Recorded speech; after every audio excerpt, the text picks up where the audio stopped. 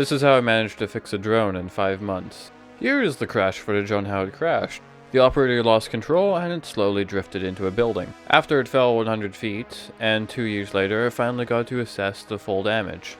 As expected, I will need a couple parts. At first I only bought the battery because I needed to verify the electronics of the mainboard and the ESC survived the 100-foot crash. Thankfully the mainboard was still functional, so therefore I proceeded with buying the rest of the parts required to finish this repair, minus the mid-frame.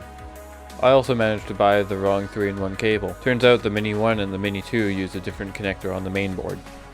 So I bought another one, increased the tab. As you can see, this is the footage coming out of this drone at this point. It's pretty great, isn't it? Amazing for horror movies if you want a nice creepy camera with plenty of shake in it. So to deal with these issues, I decided to ignore it for a couple of months. One day when I was scrolling through eBay, I remembered this project and I offered this guy $100. He willingly accepted it, and now I have a secondary Mini 2. It ended up being only slightly water damaged, but still had a ton of useful parts.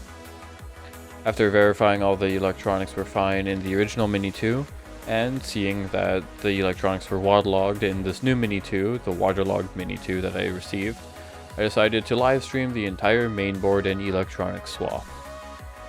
In this process I also managed to completely destroy the 3-in-1 cable that I just bought. And now time for the elephant in the room, the gimbal assembly. The original Crash Mini's gimbal didn't feel quite right. It had some grit somewhere embedded in the tilt axis. On the other hand, this waterlogged Mini 2 had some issues with also the tilt axis. When I fully connected everything and powered on the drone, it was complaining that the motors were overloaded. What any logical person would do is to try to 3D print their way out of this issue, and to print a pin vise using a decking screw.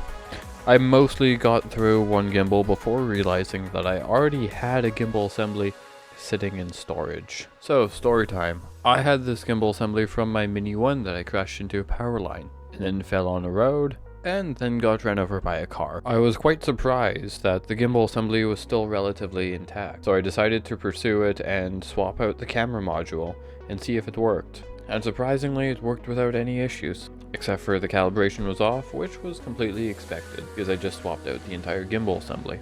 While I was already swapping out the gimbal assembly to the Mini 1's gimbal, I finally managed to buy the correct cable and correctly install it without damaging it this time, following a very poor guide that I found on iFixit. The video was labeled for the Mini 2, but all steps applied for a different drone entirely. I used it as more of a general overview on what steps that I needed to do for the Mini 2.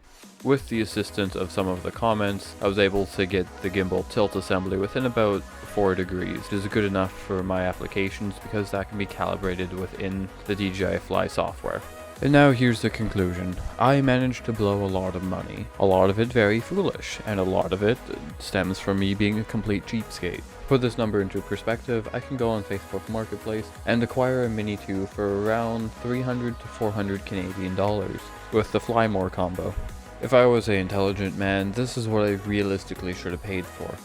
But I have a lot of spare parts, and when that's calculated into it, I spent maybe around $150 repairing this. To wrap up this, one of the longer videos I've produced in quite a while, I think the lesson is, don't crash the drone.